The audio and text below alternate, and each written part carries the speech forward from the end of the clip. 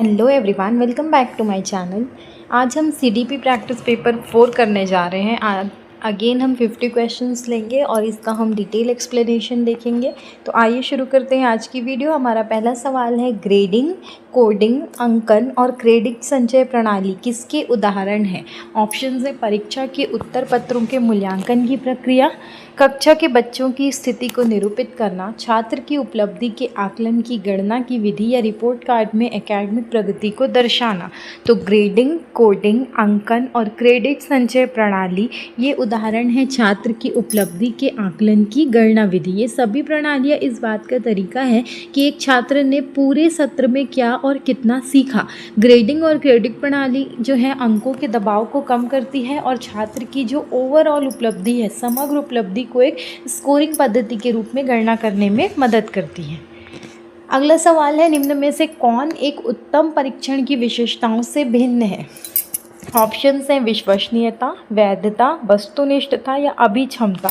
तो क्या बोला जा रहा है? उत्तम परीक्षण की विशेषताओं से भिन्न है मतलब अलग है। तो इसमें से क्या होगा जो उत्तम परीक्षण की विशेषता नहीं होगा? तो वो हो जाएगा अभिक्षमता। अभिक्षमता मतलब होता है एप्टीट्यूड, जो कि परीक्षण की विशेषता नहीं है बल्कि क्या है, किसी व्यक्ति का गुण है जिसको मापा जाता है। बाकी जो तीनों है, विश्वसनीयता मतलब कि परिणाम हर बार जो आता है वो सेम रिजल्ट आना कहलाता है विश्वसनीयता।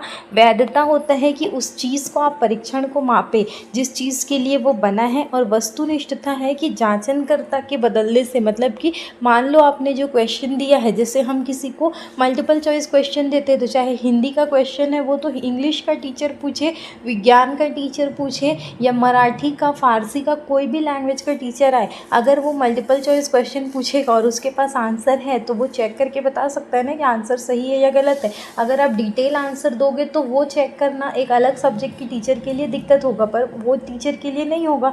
तो वस्तुनिष्ठता भी जो है वो उत्तम परीक्षण के गुण हैं, लेकिन जो गुण नहीं है वो हो जाएगा अभिक्षमता। अगला सवाल देखते हैं, बच्चों की दूरगामी उपलब्धि में वृद्धि करने का सबसे सुनिश्चित तरीका कौन सा है? पुरस्कार द्वारा अभिप्रेरित करना, अध्ययन हेतु सुविधाएं उपलब्ध कराना, वयस्कों द्वारा संवेगात्मक सहयोग मिलना या ट्यूशन या उपचारात्मक शिक्षण देना। तो दूरगामी उपलब्धि में वृद्धि करने का सबसे सुनिश्चित तरीका है कि वयस्कों द्वारा संवेगात्मक इमोशनल सपोर्ट मिलना। शोध बताते हैं कि जब बच्चों को माता पिता और शिक्षकों से इमोशनल सपोर्ट मिलता है तो उनका आत्मविश्वास बढ़ता है, जो लंबे समय तक उनकी एकेडमिक सफलता को सुनिश्चित करता है। अगर आप भौतिक सुविधाएं या पुरस्कार दोगे तो वो कम समय के लिए होती है, ठीक है, लेकिन जो इमोशनल सपोर्ट रहता है वो लंबे समय के लिए काम आती है। अगला सवाल है, सतत और व्यापक मूल्यांकन CCE, इसका क्या अर्थ है? ऑप्शन है सभी विषय में अधिगम को सुनिश्चित करना, योग्यता, व्यक्तित्व और कौशल का व्यापक क्षेत्र में आकलन, कमज़ोर छात्रों में उपचारात्मक शिक्षण हेतु आकलन या माता पिता और अध्यापकों को प्रतिपुष्टि देना। तो सतत और व्यापक मूल्यांकन होता है योग्यता, व्यक्तित्व और कौशल, इसका व्यापक क्षेत्र में आकलन। ऑप्शन नंबर 20 का करेक्ट आंसर हो जाएगा। CCE जो है कॉम्प्रिहेंसिव शब्द है। सी का मतलब होता है कि सिर्फ आपको किताबी ज्ञान नहीं बल्कि उसका सह शैक्षिक पक्ष, मतलब खेल, कला, व्यवहार, जीवन कौशल, सबका मूल्यांकन करना है। अगला है, विभिन्न आकलन प्रणालियों का प्रयोग अध्यापक के लिए सहायक है। निम्न उपलब्धि का कारण निर्धारित करने के लिए, निम्न उपलब्धि का कारण समझाने में, निम्न उपलब्धि प्राप्तकर्ताओं को अभिप्रेरित करने में या विभिन्न पृष्ठभूमियों के अधिगमकर्ताओं की विशिष्ट कमजोरियों की पहचान करने में। तो जो आकलन प्रणाली का उपयोग अध्यापक के लिए है वो है विभिन्न पृष्ठभूमियों के अधिगमकर्ताओं की विशिष्ट कमजोरियों की पहचान करने में। हर छात्र जो है वो अलग अलग परिवेश से आता है, अलग अलग आकलन विधि से शिक्षक को ये सीखने में मदद मिल जाती है कि वो छात्र को कहाँ और क्यों समस्या आ रही है ताकि वो व्यक्तिगत ध्यान दे सके।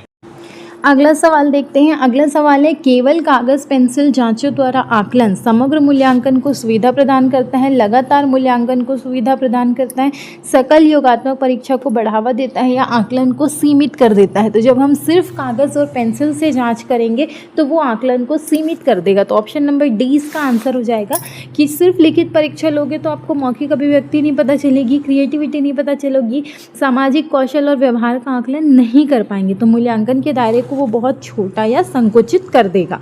अगला सवाल है, विविध सीखने की शैली वाले बच्चों के आकलन के लिए आप क्या करेंगे? उनको एक समान परीक्षण सेट देंगे, परीक्षण के लिए समान समय देंगे, विविध प्रकार के कार्य और परीक्षण देंगे, या केवल अंकों के आधार पर नामित करेंगे? तो यहाँ पे क्या बोला जा रहा है, विविध सीखने की शैली। तो इसके लिए एक समान टेस्ट सबको देंगे तो कोई प्रॉब्लम, आपका वहाँ पे कोई रिजल्ट अच्छा नहीं दिखेगा। परीक्षण के लिए समान समय देना भी कोई अलग चीज़ नहीं है, लेकिन अगर आप विविध सीखने की शैली वाले बच्चे हैं तो उनको अलग अलग कार्य और परीक्षण देंगे। ऑप्शन नंबर सी इसका आंसर हो जाएगा। ठीक है, कुछ बच्चे देख के सीखते हैं, कुछ सुनकर सीखते हैं, कुछ करके सीखते हैं। तो आपको विविधता को ध्यान में रखते हुए उनके आकलन के तरीके भी अलग अलग रखने हैं ताकि हर बच्चे को अपनी प्रतिभा दिखाने का मौका मिले। अगला सवाल है, मौखिक परीक्षा का मुख्य उद्देश्य क्या है? छात्रों की कठिनाइयों की पहचान करना, भाषा के धारा प्रवाह और लचीलेपन की जांच करना, भाषाई कौशल को प्रयुक्त करने की क्षमता की जांच करना, या उपयुक्त सभी। तो मौखिक परीक्षा का जो मुख्य उद्देश्य हो जाएगा आपका वो देखिए, छात्रों की कठिनाइयों की पहचान तो होगी। जब छात्र बोलेगा तो आपको पता चलेगा कि वो बोलने में कहाँ पे अटक रहा है, लिखने में आपको पता नहीं चलेगा। आप सीधा लास्ट में लोगे तो आपको पता नहीं होगा कि लिखने में वो क्या सोच रहा है, कहाँ पे उसको परेशानी आ रही है। तो मौखिक परीक्षा में छात्र की कठिनाई की पहचान होगी, ये सही है। भाषा की धारा प्रवाह और लचीलेपन की जाँच होगी, हाँ, जब वो बोलेगा तो आपको पता चलेगा ही ना, तो ये भी सही है। तो जब दो सही है मतलब तीसरा भी सही ही होगा, तभी आप उपयुक्त सभी लेंगे। तो ऑप्शन नंबर डी इसका आंसर हो जाएगा। मौखिक परीक्षा से हम सिर्फ ये नहीं देखते कि छात्र को विषय की कितनी समझ है, बल्कि उसके आत्मविश्वास, उच्चारण और तत्काल सोचने की क्षमता का भी परीक्षण होता है। अगला सवाल है, आकलन का वो प्रकार जो छात्र के अधिगम की प्रतिपुष्टि लेने और कमजोरी दूर करने से संबंधित है, वो कौन सा आकलन है? फॉर्मेटिव असेसमेंट, रचनात्मक आकलन, बाह्य आकलन, सत्रांत आकलन, या आंतरिक आकलन? तो छात्र के अधिगम की प्रतिपुष्टि लेने और कमजोरी दूर करने से संबंधित जो आकलन है वो है रचनात्मक आकलन, जिसको हम फॉर्मेटिव असेसमेंट बोलते हैं। रचनात्मक आकलन जो होता है वो शिक्षण प्रक्रिया के दौरान होता है। इसका मेन काम आपको ग्रेड नहीं देना है, बल्कि ये जानना है कि छात्र कहाँ गलती कर रहा है और उसको सुधारने के लिए आपको उसको फीडबैक देना है। इसीलिए इसको सीखने के लिए आकलन भी कहा जाता है, असेसमेंट फॉर लर्निंग। अगला सवाल है, असेसमेंट या आकलन का मुख्य उद्देश्य क्या है? बच्चों को लेवल या वर्गीकृत करना, छात्र में प्रतियोगिता की भावना बढ़ाना, तनाव और दबाव उत्पन्न करना, या सीखने में सुविधार का एक तरीका अपनाना? तो जब भी आप आकलन कर रहे हैं तो आप कभी भी बच्चों को डिवाइड नहीं करेंगे। जब हम पहले बच्चों का वो निकालते थे, रैंक निकालते थे, ये सब चीज़ें हमको नहीं करनी है। प्रतियोगिता भी नहीं करानी है बच्चों में, ना ही उनको तनाव देना है। ये तो बिल्कुल ही महा नेगेटिव आंसर है। सिर्फ आपको उनके सीखने में सुधार का एक तरीका अपनाना है। ठीक है, आधुनिक शिक्षा शास्त्र जो है वो आकलन का लक्ष्य बच्चों को पास, फेल, होशियार, कमज़ोर इसमें बांटना नहीं है, बल्कि इसका उद्देश्य है शिक्षण अधिगम प्रक्रिया को और बेहतर बनाना ताकि बच्चा प्रभावी ढंग से सीख सके। अगला सवाल है, सीखने के लिए आकलन का मुख्य आधार क्या है? सत्रांत परीक्षा लेना, छात्रों को ग्रेड देना, उपचारात्मक शिक्षण के लिए प्रतिपुष्टि प्रदान करना, या छात्रों की तुलना करना? तो सीखने के लिए आकलन का उद्देश्य क्या हो जाएगा? ये आपका होता है असेसमेंट फॉर लर्निंग। तो असेसमेंट फॉर लर्निंग किसको बोलते हैं हम लोग? FA को बोलते हैं, फॉर्मेटिव असेसमेंट। तो फॉर्मेटिव असेसमेंट में क्या होता है, आप उपचारात्मक शिक्षण करते हैं और प्रतिपुष्टि मतलब फीडबैक प्रदान करते हैं। तो ऑप्शन नंबर सी इसका आंसर हो जाएगा। इसका उद्देश्य है कि हमको ये पहचानना है कि सीखने में कहाँ कमी रह गई है और उसको सुधारने के लिए शिक्षक और छात्र को आवश्यक फीडबैक देना है। अगला सवाल है, जब एक रसोइया खाना पकाते समय खाने को चखता है तो वो किस प्रकार का आकलन है? सीखने का आकलन है, सीखने के रूप में आकलन है, सीखने के लिए आकलन है, या आकलन और सीखना है? तो आप क्या कर रहे हो, खाना पकाते टाइम रसोइया खाने को चख रहा है तो वो क्या देख रहा है कि खाने का टेस्ट कैसा है। अगर खाने का टेस्ट में कुछ कमी दिखेगी तो फिर वो उस चीज़ को उसमें ऐड करेगा। तो यहाँ पे उसको क्या मिलेगा, फीडबैक मिलेगा। तो फीडबैक इसमें मिलता है, असेसमेंट फॉर लर्निंग में मिलता है। तो ऑप्शन नंबर सी हो जाएगा, सीखने के लिए आकलन। अगला सवाल है, सतत और व्यापक मूल्यांकन में व्यापक कॉम्प्रिहेंसिव शब्द का क्या अर्थ है? संज्ञानात्मक क्षेत्र का मूल्यांकन, सह संज्ञानात्मक क्षेत्र का मूल्यांकन, संज्ञानात्मक और सह संज्ञानात्मक दोनों क्षेत्र का मूल्यांकन, या केवल शारीरिक विकास? तो जब हम व्यापक बोलते हैं मतलब इसमें आपको बच्चे को ओवरऑल देखना है, इसीलिए ये ऑप्शन नंबर सी हो जाएगा, संज्ञानात्मक और सह संज्ञानात्मक दोनों क्षेत्र का मूल्यांकन, जिसमें आप सिर्फ किताबी ज्ञान नहीं देखोगे बल्कि खेल, कला, संगीत, कौशल सारी चीज़ें देखोगे। इसीलिए ये कहलाता है व्यापक मूल्यांकन। अगला सवाल है, एक शिक्षक द्वारा विद्यार्थियों के पोर्टफोलियो बनाने का सबसे प्रभावी कारण क्या है? बच्चों को व्यस्त रखना, समय समय पर बच्चों के कार्यों का संग्रहण कर उनकी प्रगति को देखना, केवल अंकों का रिकॉर्ड रखना या प्रधान अध्यापक को रिपोर्ट देना। तो पोर्टफोलियो बनाने का प्रभावी कारण है समय समय पर बच्चों के कार्यों का संग्रहण कर उनकी क्रमिक प्रगति को देखते रहना। तो ऑप्शन नंबर 20 का करेक्ट आंसर हो जाएगा। ये एक दर्शाता है कि एक निश्चित अवधि में छात्र के कौशल और ज्ञान में कितना सुधार हुआ है। अगला सवाल है, योगात्मक आकलन जिसको समेटिव असेसमेंट ऐसे बोला जाता है, इसका मुख्य उद्देश्य क्या है? कक्षा के दौरान सुधार करना, छात्र को अगली कक्षा में प्रोन्नति या ग्रेड देना, सीखने की कठिनाइयों का पता लगाना या शिक्षण विधि में बदलाव करना। तो ऐसे जो रहता है ये क्या होता है, साल के अंत में होता है। इसका काम होता है छात्र को अगली कक्षा में प्रोन्नत करना या ग्रेड देना। योगात्मक आकलन जैसे वार्षिक परीक्षा जो है वो सत्र के अंत में होता है और इसका उद्देश्य सिर्फ सुधार करना नहीं होता बल्कि निर्णय लेना होता है कि छात्र ने कुल कितना सीखा और वो कौन से ग्रेड में आएगा। और ये जो कक्षा के दौरान सुधार है ये होता है आपका फॉर्मेटिव असेसमेंट FA, जिसको हम सीखने के लिए आकलन बोलते हैं। अगला सवाल देखते हैं, वस्तुनिष्ठ प्रश्नों की सबसे बड़ी विशेषता क्या है? वो बहुत कठिन होते हैं, उसमें लेखन कौशल की जांच होती है, मूल्यांकन में पक्षपात की संभावना नहीं होती या केवल स्मृति पर आधारित होते हैं। तो सबसे बड़ी विशेषता क्या है? ये कठिन होते हैं। ज़रूरी नहीं है आपका अलग क्वेश्चन भी आपके वस्तुनिष्ठ प्रश्न अगर नहीं है तो भी वो कठिन हो सकते हैं। वस्तुनिष्ठ में हम लिखते तो है नहीं, तो लेखन कौशल की भी जांच नहीं होती। अब स्मृति पर तो आधारित होते हैं और मूल्यांकन में पक्षपात की संभावना नहीं है, दोनों है। पर सबसे बड़ी विशेषता ये है कि इसके मूल्यांकन में आपके पक्षपात की संभावना है ही नहीं। चाहे आपका कोई भी टीचर ले, अगर उसके पास आंसर की है, आप अगर हिंदी के स्टूडेंट हैं और आपका आंसर की जो है, मान लो कोई ऐसी भाषा है, साउथ इंडियन का कोई तमिल टीचर है, तो तमिल टीचर के पास भी अगर आंसर की है तो वो उसको जांच देगा कि अगर आपने सेम लिखा है मतलब आंसर सही है, अगर आपने ऑप्शन गलत चूज़ किया तो आंसर गलत है। तो मूल्यांकन में पक्षपात की कोई संभावना नहीं है, चाहे परीक्षक कोई भी हो, अंक समान ही मिलेंगे। अगला सवाल है, निदानात्मक परीक्षण क्यों किया जाता है? छात्र को पुरस्कार देने के लिए, आदिगम की विशिष्ट कठिनाइयों और रिक्तियों का पता लगाने के लिए, पाठ पूरा करने के लिए या छात्र की रैंकिंग तय करने के लिए। तो निदानात्मक परीक्षण जिसको हम लोग डायग्नोस्टिक टेस्ट बोलते हैं, इसमें क्या करते हैं, हम टेस्ट करते हैं कि बच्चे को किस विषय में कहाँ पर परेशानियाँ आ रही है और उन परेशानियों को हम पता लगाते हैं। इसी को बोला जाता है डायग्नोस करना। तो ऑप्शन नंबर बी हो जाएगा, आदिगम की विशिष्ट कठिनाइयों और रिक्तियों का पता लगाने के लिए। ऑप्शन नंबर बी हो जाएगा। जैसे डॉक्टर बीमारी टेस्ट करने के लिए ब्लड टेस्ट करते हैं और देखते हैं ना कहाँ पे परेशानी है, वैसा ही डायग्नोस्टिक टेस्ट होता है। इसके बाद आपका रेमेडियल टीचिंग किया जाता है। आकलन की वो तकनीक जिसमें छात्र खुद अपने कार्य का मूल्यांकन करता है वो क्या कहलाती है? सहपाठी मूल्यांकन, स्व आकलन, बाहरी मूल्यांकन या योगात्मक मूल्यांकन? तो वो तकनीक जिसमें छात्र खुद अपने कार्य का मूल्यांकन करता है, खुद मतलब स्व आकलन हो जाएगा आंसर, ऑप्शन नंबर बी। ठीक है, स्व आकलन सीखने के रूप में आकलन का हिस्सा है, असेसमेंट एज लर्निंग।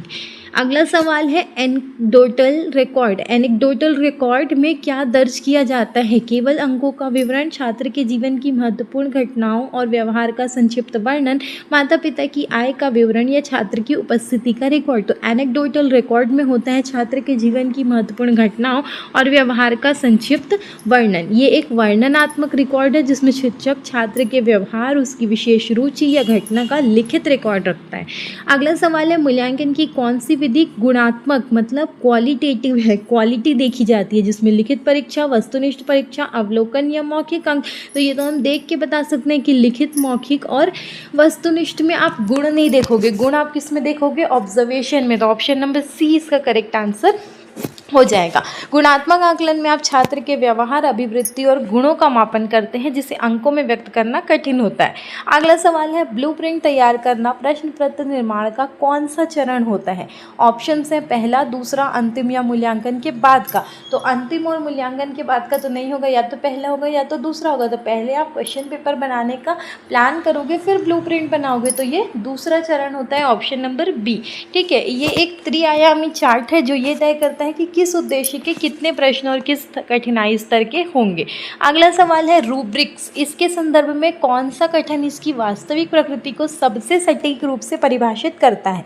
ऑप्शंस हैं, ये केवल अंकों की एक सूची है जो परीक्षा के बाद दी जाती है। ये प्रदर्शन के मानकों और गुणवत्ता के स्तरों को दर्शाने वाला एक सुसंगत स्कोरिंग गाइड है। ये छात्रों के व्यवहार का एक वर्णनात्मक रिकॉर्ड है जो वार्षिक रूप से तैयार होता है, या एक वस्तुनिष्ठ प्रश्न बैंक है जिसे ब्लूप्रिंट के आधार पर बनाया जाता है। तो रूब्रिक्स का संदर्भ में जो सही कथन है वो है ये प्रदर्शन के मानकों और गुणवत्ता के स्तरों को दर्शाने वाला एक सुसंगत स्कोरिंग गाइड है। रूब्रिक्स क्या होता है, ये एक ऐसा डिवाइस है जो छात्र को पहले से बता देता है कि उनके जो कार्य का मूल्यांकन है वो किन आधार पर होगा, जैसे प्रस्तुति, सामग्री की शुद्धता या रचनात्मकता। ये मूल्यांकन में पारदर्शिता और वस्तुनिष्ठता लाता है। ऑप्शन सी जो है वो एनेक्डोटल रिकॉर्ड है और ऑप्शन डी जो है वो प्रश्न पत्र निर्माण करने की प्रक्रिया है। नेक्स्ट क्वेश्चन देखते हैं। एक आदर्श ब्लूप्रिंट को त्रिआयामी क्यों कहा जाता है और इसके 3 आयाम कौन कौन से होते हैं। ज्ञान, बोध और अनुप्रयोग, सरल, मध्यम और कठिन, शिक्षण के उद्देश्य, विषय वस्तु और प्रश्नों के प्रकार, या शिक्षक, छात्र और पाठ्यक्रम। तो एक आदर्श ब्लूप्रिंट जो है वो त्रिआयामी कहलाता है। इसका जो 3 आयाम है वो है शिक्षण के उद्देश्य, विषय वस्तु और प्रश्नों के प्रकार। ब्लूप्रिंट में एक तालिका होती है जहाँ एक तरफ चैप्टर्स होते हैं, दूसरी तरफ हम उसमें नॉलेज, अंडरस्टैंडिंग ये लिखते हैं, और तीसरे में क्या होता है, प्रश्नों के प्रकार रहते हैं। तो इन तीनों के संतुलन से क्या बनता है, एक वैध प्रश्न पत्र बनता है। तो 3 आयाम कौन कौन से हैं, शिक्षण के उद्देश्य, विषय वस्तु और प्रश्नों के प्रकार। अगला सवाल है पोर्टफोलियो आकलन और योगात्मक आकलन के बीच मुख्य विभेदक बिंदु क्या है। पोर्टफोलियो में केवल शिक्षक का दृष्टिकोण होता है, जबकि योगात्मक में छात्र का। पोर्टफोलियो प्रक्रिया पर केंद्रित होती है, योगात्मक उत्पाद पर। पोर्टफोलियो केवल सत्र के अंत में होता है, जबकि योगात्मक पूरे वर्ष। दोनों में कोई मौलिक अंतर नहीं है, दोनों केवल अंक प्रदान करते हैं। तो ऑप्शन सी और डी तो आपका गलत है, क्योंकि पोर्टफोलियो सिर्फ सत्र के अंत में नहीं होता, पोर्टफोलियो पूरे साल बनता है और योगात्मक सत्र के अंत में होता है, और दोनों में अंतर है, अलग अलग हैं दोनों, एक नहीं है।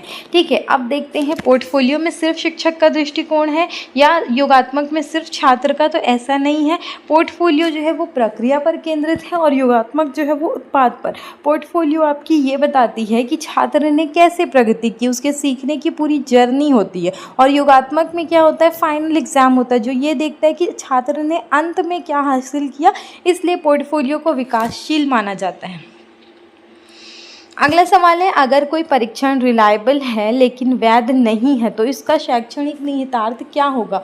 रिलायबल है मतलब आप जितनी बार उसका रिजल्ट टेस्ट दोगे उसका रिजल्ट सेम आएगा, इसको बोला जाता है रिलायबिलिटी। ठीक है, और वैध नहीं है तो वैध नहीं है मतलब कि अगर कोई और उसका टेस्ट लेगा तो हो सकता है कि आंसर आपका वहाँ पर चेंज हो जाए, इसीलिए ये वो वैध नहीं है। तो यहाँ पर इसका शैक्षणिक निहितार्थ क्या होगा हमको ये बताना है। तो परीक्षण हर बार अलग परिणाम देगा लेकिन सही चीज़ मापेगा, हर बार समान परिणाम देगा लेकिन उस उद्देश्य को नहीं मापेगा जिसके लिए बना है। परीक्षण पूरी तरह से त्रुटिहीन है और उसको मानकीकृत माना जाएगा, या इसका उपयोग केवल उपचारात्मक शिक्षण के लिए किया जाएगा।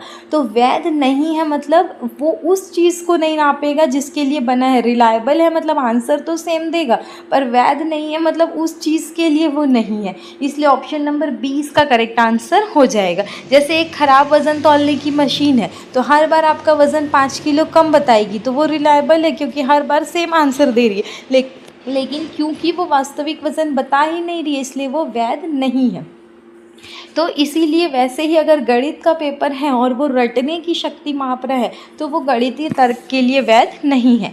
अगला सवाल है, अधिगम के रूप में आकलन असेसमेंट एज लर्निंग की प्रक्रिया में छात्र की भूमिका को किस प्रकार परिभाषित करते हैं।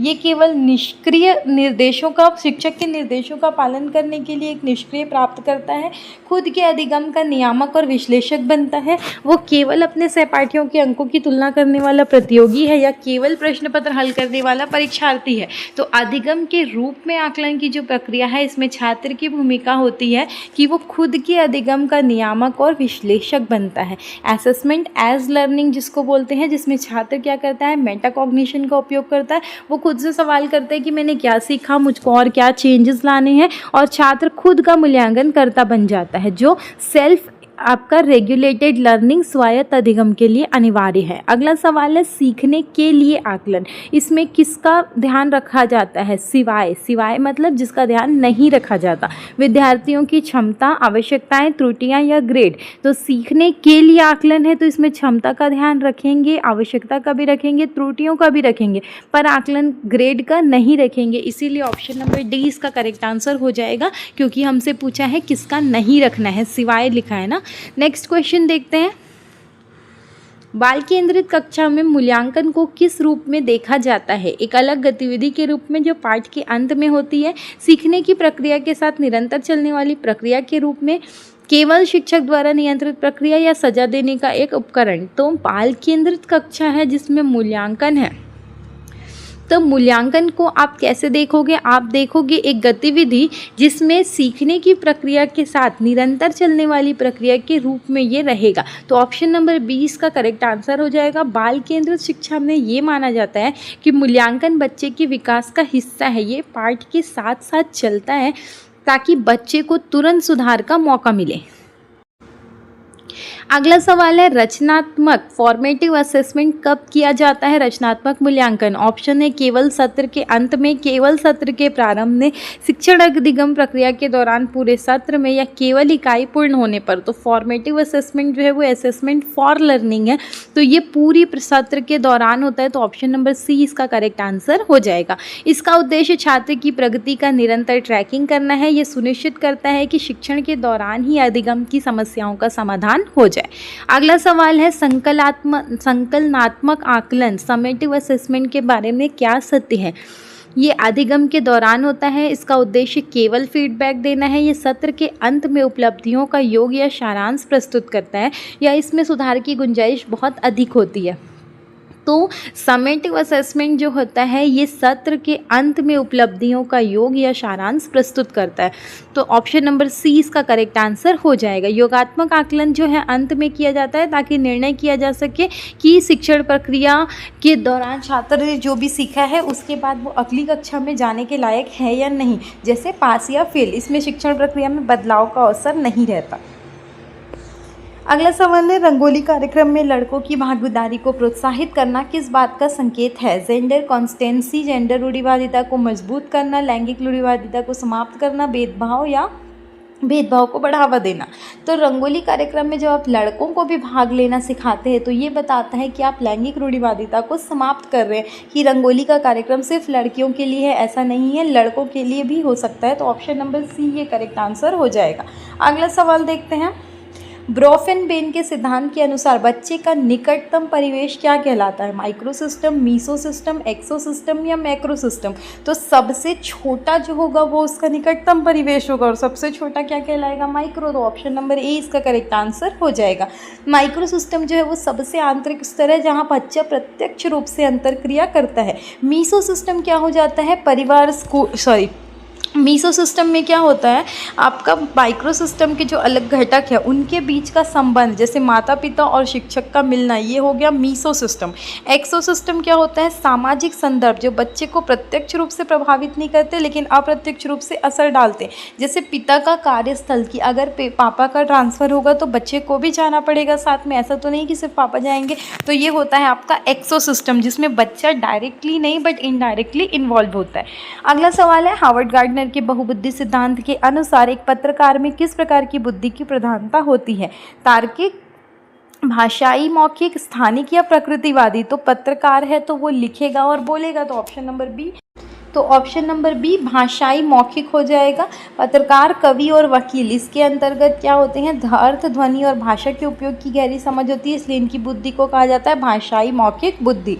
अगला सवाल है विद्यार्थी की शैक्षणिक उपलब्धि का सबसे अविश्वसनीय भविष्य अनुमानक क्या है? आनुवांशिकता, माता पिता की जाति या उत्पत्ति, कक्षा का अनुभव या पारिवारिक पृष्ठभूमि? तो हमको बोला है अविश्वसनीय, तो अविश्वसनीय जो अनुमानक है वो क्या कहलाएगा? माता पिता की जाति या उत्पत्ति, क्योंकि शिक्षा मनोविज्ञान ये मानता है कि बच्चे की उपलब्धि उसकी पर्यावरण, प्रयास और शिक्षण की गुणवत्ता पर निर्भर करेगी।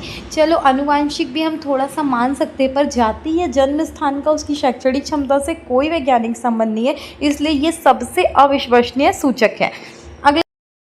अगला सवाल है, एक सशक्त विद्यालय में शिक्षक की सबसे महत्वपूर्ण विशेषता क्या होनी चाहिए? प्रायोगिक, प्रतियोगी, अनुशासित या करुणावान? तो सशक्त विद्यालय में जो शिक्षक की सबसे महत्वपूर्ण विशेषता है वो होनी चाहिए प्रतियोगी। शिक्षक को बच्चे में प्रतियोगिता नहीं लानी, शिक्षक को खुद के अंदर कॉम्पिटिटिव लाना है बिहेवियर, जिससे क्या होगा, वो खुद के शिक्षण कौशल को हमेशा बेहतर बनाने के लिए प्रतिस्पर्धा करेगा।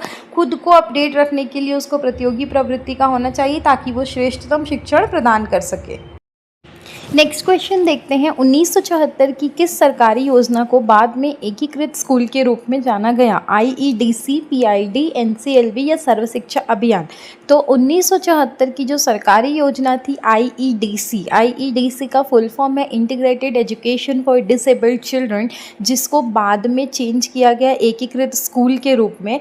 ठीक है, ये विकलांग बच्चों के लिए शुरू की गई थी, जिसका उद्देश्य था विशेष आवश्यकता वाले बच्चों को सामान्य स्कूलों में शिक्षा देना। बाद में इसको IEDSS के रूप में उन्नत किया गया। अगला सवाल है, जीन पियाजे के अनुसार 2 वर्ष के बच्चे में मुख्य संज्ञानात्मक विकास क्या होता है? अमूर्त चिंतन, प्रतीकों को समझना शुरू करना, वस्तुओं का वर्गीकरण या सक्रिय शिक्षार्थी बनना?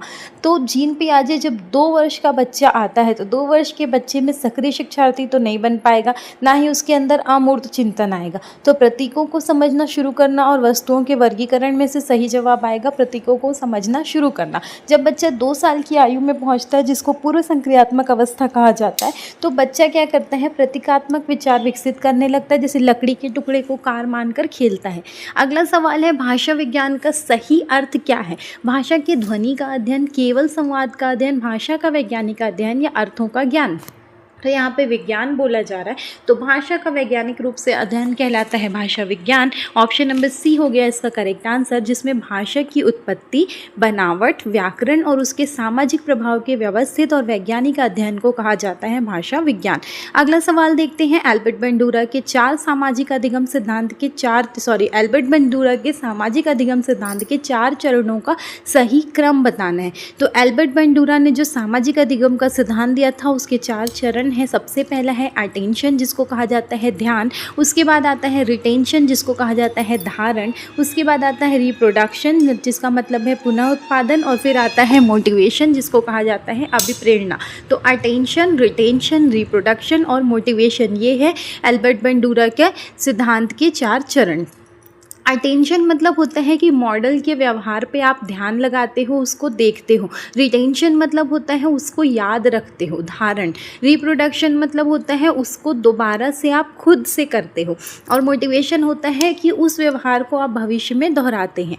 नेक्स्ट क्वेश्चन है, शिक्षण में दृश्य श्रव्य सामग्री का उपयोग क्यों किया जाता है? शिक्षक का भार कम करने के लिए, अधिगम को बेहतर और यादगार बनाने के लिए, क्लास को मनोरंजक बनाने के लिए, शिक्षक की जगह लेने के लिए? तो शिक्षण में जो दृश्य श्रव्य सामग्री यूज़ की जाती है वो अधिगम को बेहतर और यादगार बनाती है, क्योंकि आपने जो चीज़ सामने देखी और सुनी होती है वो आपको ज़्यादा अच्छे से याद रहती है। ठीक है, नेक्स्ट क्वेश्चन है, निम्नलिखित में से कौन सीखने की अक्षमता का कारण नहीं हो सकता? तो जो नहीं हो सकता हमको वो लेना है शारीरिक कारण। हाँ, शारीरिक कारक की वजह से हमको सीखने में अक्षमता आ सकती है। भावनात्मक, अगर आप इमोशनली कहीं और हो, आप यहाँ पर एब्सेंट हो तो आप नहीं सीख पाओगे, तो ये भी हो सकता है। व्यवहार संबंधी कारक भी हो सकता है, पर सांस्कृतिक कारक नहीं हो सकता। तो ऑप्शन डी जो होगा ये इसका कारण नहीं हो सकता। ठीक है, अधिगम अक्षमता जैसे डिस्लेक्सिया है, न्यूरोलॉजिकल है या शारीरिक कारणों से होती है। सांस्कृतिक पृष्ठभूमि आपकी भाषा, रहन सहन, सीखने की गति को प्रभावित करेगी, लेकिन वो अक्षमता का कारण नहीं बनेगी। ठीक है, अगला सवाल है, ब्रॉफेनबेन के सिद्धांत में माता पिता के कार्यस्थल का बच्चे पर पड़ने वाला प्रभाव किस सिस्टम में आता है? तो कार्यस्थल का जो प्रभाव है वो माइक्रो है, मीसो है, एक्सो है या क्रोनो है? तो कार्यस्थल का प्रभाव बच्चे पर अप्रत्यक्ष रूप से पड़ता है। जो अप्रत्यक्ष प्रभाव है वो आता है एक्सो सिस्टम में। तो ऑप्शन नंबर सी इसका करेक्ट आंसर हो जाएगा। अगला सवाल है, पियाजे के अनुसार निर्जीव वस्तुओं को सजीव मानना किस अवस्था की विशेषता है? संवेदीगामक, पूर्व संक्रियात्मक, मूर्त संक्रियात्मक या औपचारिक संक्रियात्मक? तो निर्जीव वस्तुओं को सजीव मानना है आपकी संवेदिक पूर्व संक्रियात्मक अवस्था। 2 से 7 साल का जो बच्चा होता है वो गुड़ियों को खाना खिलाते हैं, खिलौने को, पंखे के चलने को उसकी मर्जी समझते हैं, इसको कहा जाता है जीववाद।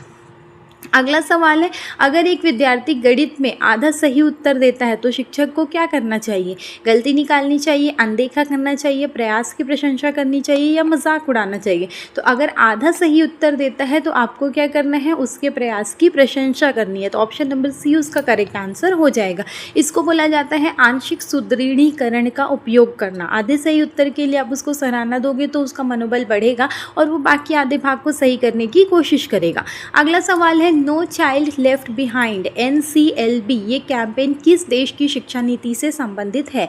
भारत, UK, USA या जापान? तो no child left behind NCLB जो कैंपेन है वो USA की नीति है। ऑप्शन नंबर सी इसका करेक्ट आंसर हो जाएगा। ये 2001 में अमेरिका का एक संघीय कानून था जिसका उद्देश्य था कि शिक्षा के स्तर में सुधार करना और ये सुनिश्चित करना कि कोई भी बच्चा शैक्षिक रूप से पीछे ना छूटे। अगला सवाल है, ब्रॉनफेन-ब्रेनर की पारिस्थितिकी तंत्र सिद्धांत में वो कौन सा मंडल है जिसमें माता पिता के कार्यस्थल और सामुदायिक स्वास्थ्य सेवाओं को रखा जाता है जिनका बच्चे पर अप्रत्यक्ष प्रभाव पड़ता है? माइक्रो सिस्टम, मीसो सिस्टम, एक्सो सिस्टम या मैक्रो सिस्टम? तो माता पिता के कार्यस्थल और सामुदायिक स्वास्थ्य सेवाओं को रखा जाता है, ये आता है आपका एक्सो सिस्टम में, जिसका हमने 2 क्वेश्चन पहले किया हुआ है।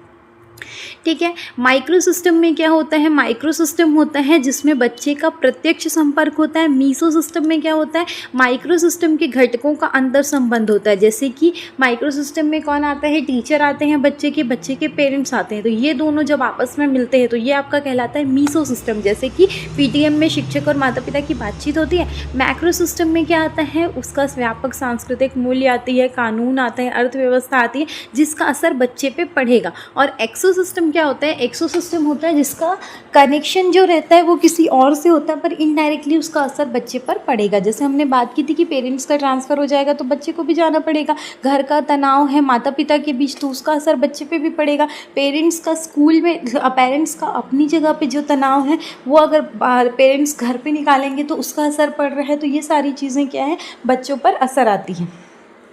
अगला सवाल है, हार्वर्ड गार्डनर के बहुबुद्धि सिद्धांत के अनुसार वो कौन सी बुद्धि है जो मेटाकॉग्निशन और खुद की शक्तियों और सीमाओं के गहरे ज्ञान से संबंधित है? अंतर्वैयक्तिक, तार्किक, गणितीय या अस्तित्ववादी बुद्धि? तो बहुबुद्धि सिद्धांत के अनुसार जो मेटाकॉग्निशन अपनी खुद की शक्ति और सीमाओं की गहरे ज्ञान से संबंधित है। जब भी हमको अपनी खुद की बात करनी होती है ना तो वो इंट्रा होता है, और जब बाहर दूसरे के बारे में बात करनी होती है तो वो इंटर होता है। ठीक है, तो यहाँ पे अपनी खुद की बात है इसीलिए ये इंट्रा हो जाएगा। अंतर्वैयक्तिक बुद्धि ऑप्शन नंबर ए। ठीक है, अंतर्वैयक्तिक बुद्धि व्यक्ति की खुद के भीतर झांकने की क्षमता है जिसमें आत्मचिंतन, अपनी इच्छा और डर को समझना शामिल है। और अंतर्वैयक्तिक जो होती है दूसरे की भावना और प्रेरणा को समझते हैं। अगला सवाल है, ब्रॉनफेन-ब्रेनर के सिद्धांत का वो कौन सा मंडल है जो समय के साथ होने वाले ऐतिहासिक परिवर्तन और जीवन की प्रमुख घटनाओं जैसे माता पिता का तलाक या युद्ध का प्रभाव का अध्ययन करता है? मैक्रो सिस्टम, एक्सो सिस्टम, मीसो सिस्टम या क्रोनो सिस्टम? तो यहाँ पे क्या बोला जा रहा है? समय के साथ होने वाले ऐतिहासिक परिवर्तन और जीवन की प्रमुख घटनाओं का अध्ययन करता है। वो मंडल कौन सा हो जाएगा? Chrono system. क्रोनो का मतलब है समय। तो ये मंडल क्या होता है? अलग अलग समय पर जो होने वाली घटनाएं हैं उसका सामाजिक और ऐतिहासिक प्रभाव को दर्शाता है। उदाहरण के लिए 1990 के दशक में जो पैदा हुए बच्चे हैं उन पर तकनीक का प्रभाव 1950 के बच्चों से अलग होगा, और जो अभी के बच्चे हैं उनका असर उस टाइम के बच्चों से अलग होगा। तो ये कहलाता है क्रोनो सिस्टम।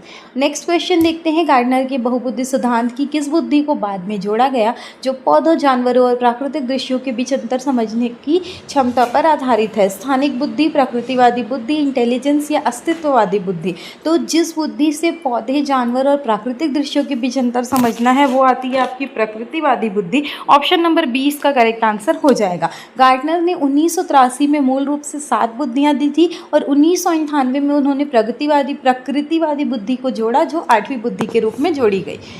नेक्स्ट क्वेश्चन देखते हैं, ब्रॉनफेन-ब्रेनर के पारिस्थितिकी मॉडल में मीसो सिस्टम का मुख्य कार्य क्या है? सांस्कृतिक और रीति रिवाजों का हस्तांतरण, बच्चों के माइक्रो सिस्टम के विभिन्न कारकों के बीच की कड़ियाँ या अंतर संबंध, बच्चे के लिए नए कानून का निर्माण या बच्चे की जैविक वृद्धि का मापन? तो हमने क्या बोला था कि मीसो सिस्टम में क्या होता है, जिसमें जो बच्चे से डायरेक्ट कनेक्टेड रिश्ते हैं वो आपस में मिलते हैं, जैसे पेरेंट्स टीचर्स या PTM में मिलते हैं। तो बच्चे के माइक्रो सिस्टम के विभिन्न कारकों के बीच की कड़ियाँ या अंतर संबंध ऑप्शन नंबर 20 का करेक्ट आंसर हो जाएगा। तो ये थे हमारे आज के 50 क्वेश्चंस। आई होप ये क्वेश्चन आपके लिए बहुत ज़्यादा हेल्पफुल है। नंबर ऑफ़ क्वेश्चंस हमने अलग अलग जगह से ढूंढ के आपके लिए रेडी किया है।